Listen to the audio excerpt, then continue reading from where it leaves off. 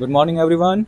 So, today we will have a talk show, and my name is Aman Kumar. I have with my co panelist Ayush, and the topic for today's talk show is how long will justice for all be a constitutional dream?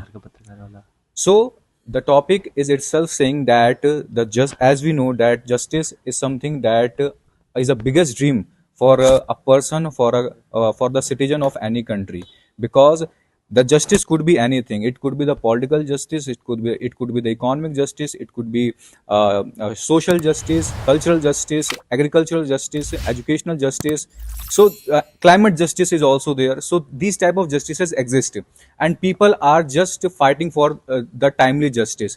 So this is the case, and we are here going to discuss in this talk show that how this timely justice should be ensured to each and every citizen of this country. So welcome to my talk show, and the name of my talk show is Brainstorming with Aman and Ayush. Thank you. Good morning, ladies and gentlemen.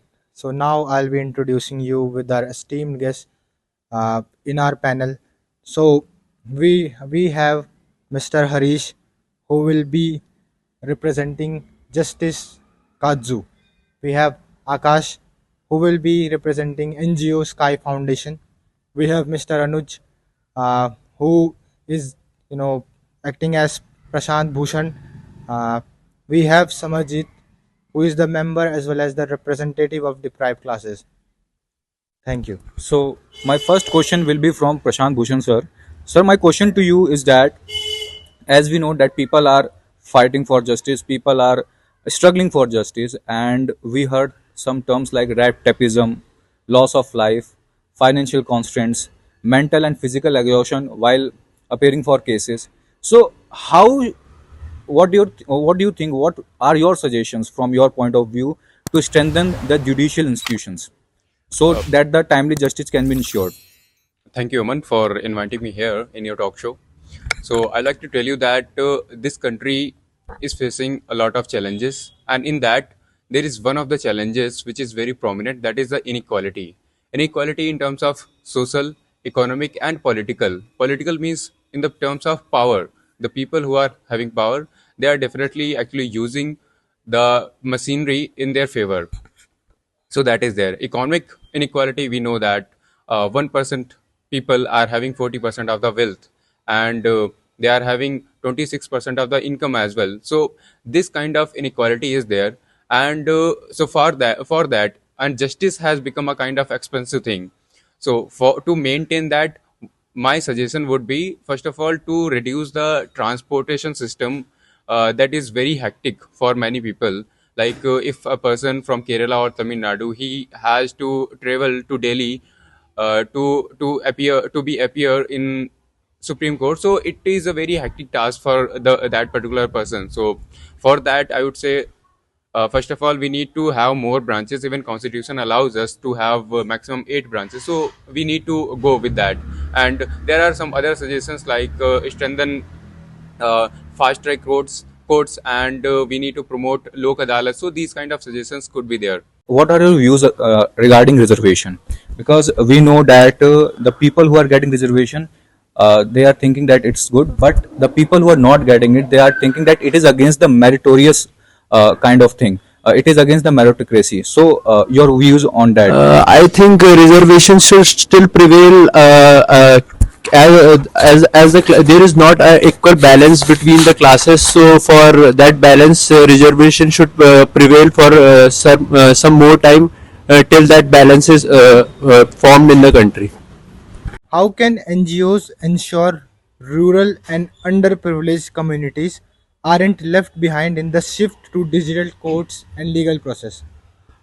Thank you, Ayush, first of all, for calling me on your show. And now coming back to your question, uh, NGO plays key role when we deal with all these issues. If I talk personally about my NGO, we have been dealing with the cases of rape victims, uh, acid attack victims. So there we intervene. When we hear Article 14, Article 16, Article 15, and also at the same time where they guarantee the equal justice for all, or a kind of equal treatment for all. But at the same time, when you hear that a rich people is first at the first instance he gets punishment of writing essays of 300 words, and the your self-declared gods are coming on parole for 250 days. Uh, Aman, see, I would say this is the root cause of not people getting justice on time. That is the inequality. And the case you have highlighted of Pune Porsche car, that is an example of income inequality. And the self-proclaimed God coming out on parole, that is the problem of political inequality. We know that how the world has was in 2020 and 2021 grappling with COVID-19, and after that there was people were forced to do out of pocket expenditure. So my question to you is that, do you think that this is the current system is capable of handling the growing demand for justice after COVID-19 era? See, the COVID has taught us many lessons in every field and in the justice also.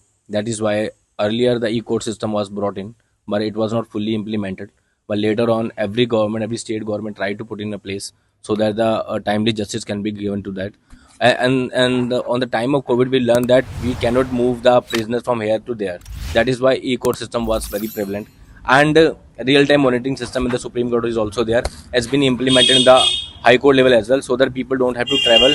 They can find it on their mobile phone at least when their date is coming, and when their date has been moved to other. A new date has been given, because what happened? People usually come to the place and later they came to know their date has been moved to other date.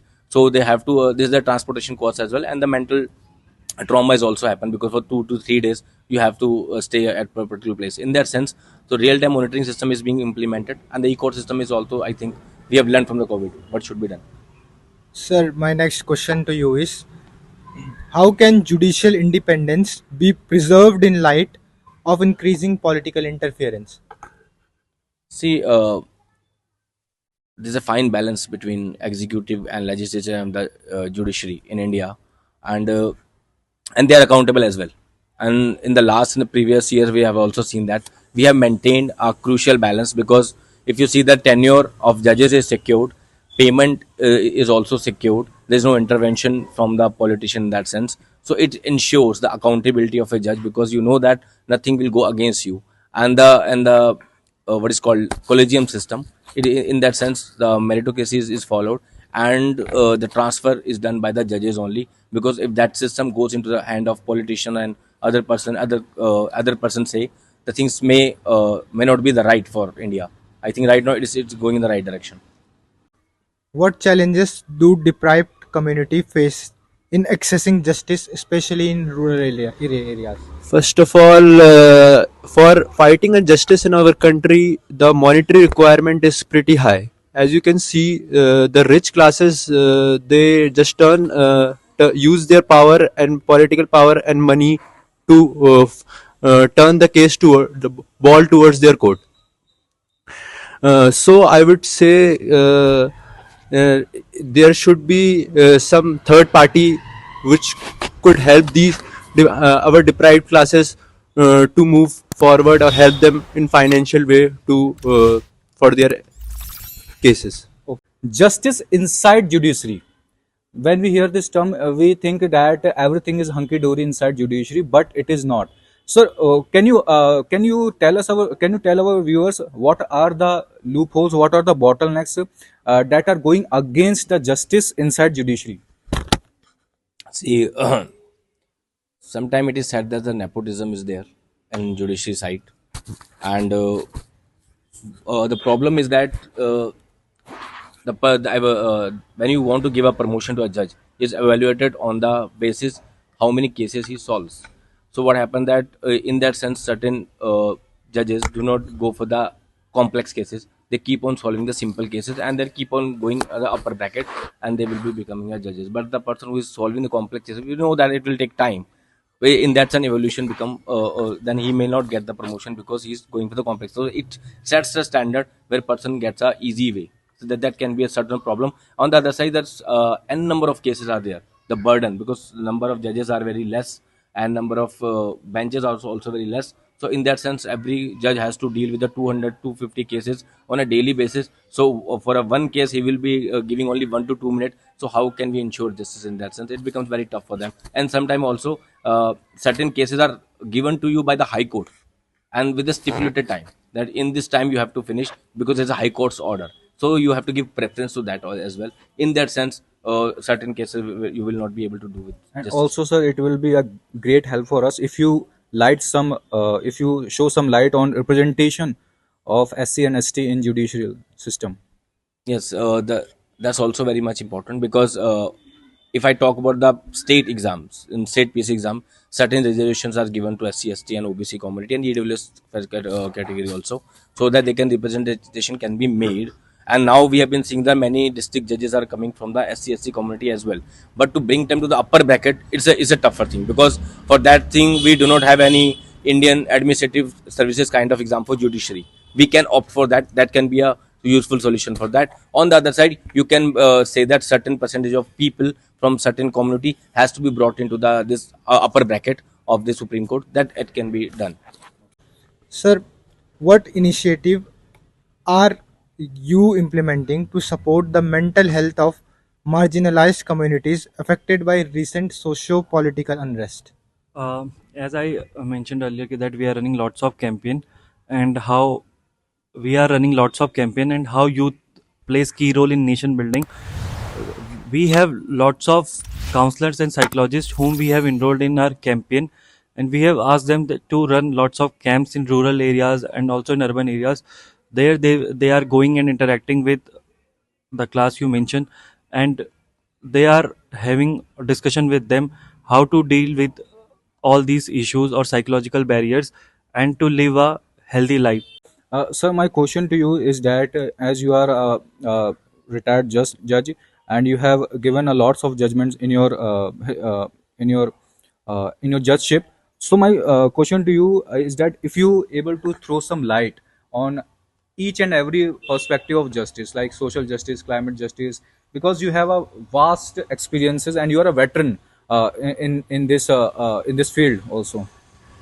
I think first of all, if you see in India, there are 4 court cases are pending.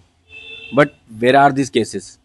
If you see in Supreme Court, there are about 80,000 cases pending, and you go for the High Court, there are lakhs of cases pending. But most of the cases are stuck in the family courts, subordinate courts, and it's very and if you go in deeper, then you'll find that these cases are basic, like some stealing cases there, some theft cases are there, and some people do not have the 500 rupees to pay for their bail. That is why they are in the jail.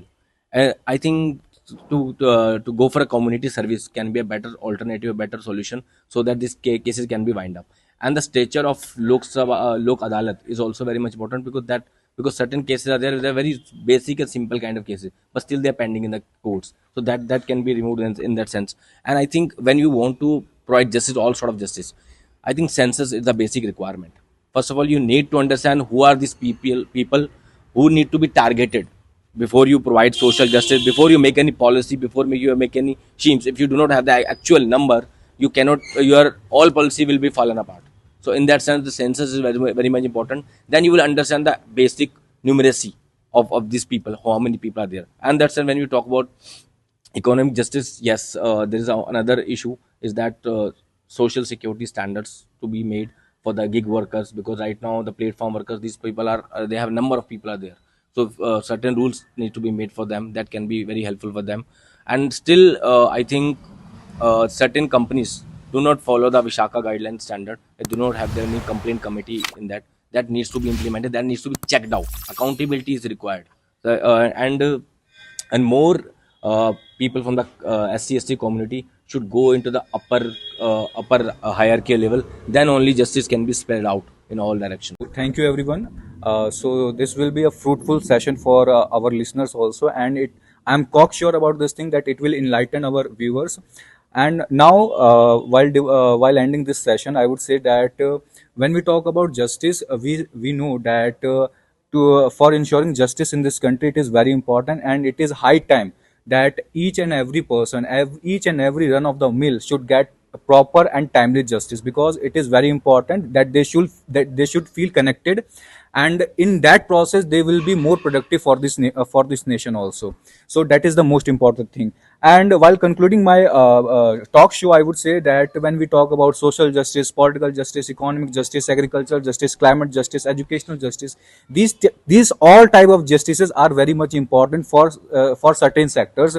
And eventually people will be eventually what will happen, that people will see a different change, a different kind of environment in our country, and they will be able to connect more with each and every person, either he or she is coming from a different region.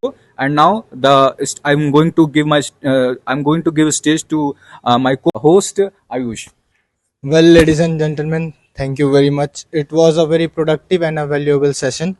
As we continue to strive for success, justice for all, let us work together to empower every individual and ensure that our constitutional ideals becomes a reality. Your contribution in today's talk show was very valuable. I, as well as with my host, thank you Clap for from the Ayush. depth of our heart. Keep watching our show. This is your host signing off. Thank you very much.